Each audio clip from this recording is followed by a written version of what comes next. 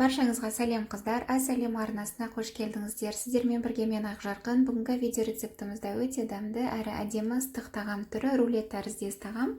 Рецепті міндетті түрде аяғына дейін көріңіздер. Ең алдымен кәдімізді, яғни кабачки өткіштен өткізіп аламыз. 3 жұмыртқамызды қосамыз. Барлық құрамын астына жазатын боламын, яғни описанияға. Сүтімізді құямыз, тұз себеміз.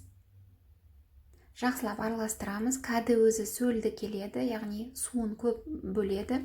Және ұн қосып бір келкі массаға енгенше жақсылап араластырып аламыз.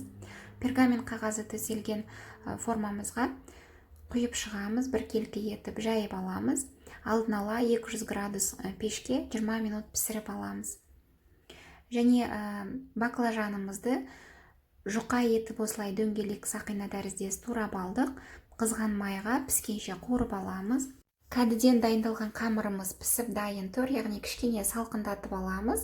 Одан кейін ерітілген сырымызды жұқалап жайып шығамыз. Бір келкетіп жайып шығамыз. Одан кейін қатты үкіштен өткізілген сырымызды себеміз. Сеуіп болғаннан кейін қуырып алған баклажанымызды осылай бір келкетіп тізіп шығамыз. Кішкене тұз себеміз. Және сақина тәріздес туралған қызанағымызды да тізіп шығамыз. Тұз себеміз. Ұсақтап туралған сарымсағымызды кішкене себеміз. Пергамент қағазының көмегімен осылай рулет жасап орап аламыз.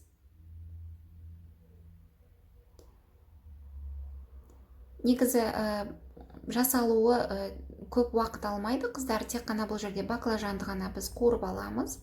Және орап алдық. Бетіне үкіштен өткізілген сырымызды сеуіп, алдын ала 200 градус қызып тұрған пешке 20 минутқа салып аламыз.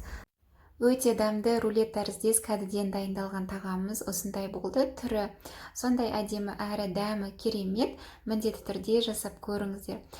Үйге келген қонақтарыңызды осындай тағаммен таңғалдырсаңыздар болады. Рецептіні лайк басып, пікір қалдырып және каналға тіркелуді ұмытпаңыз.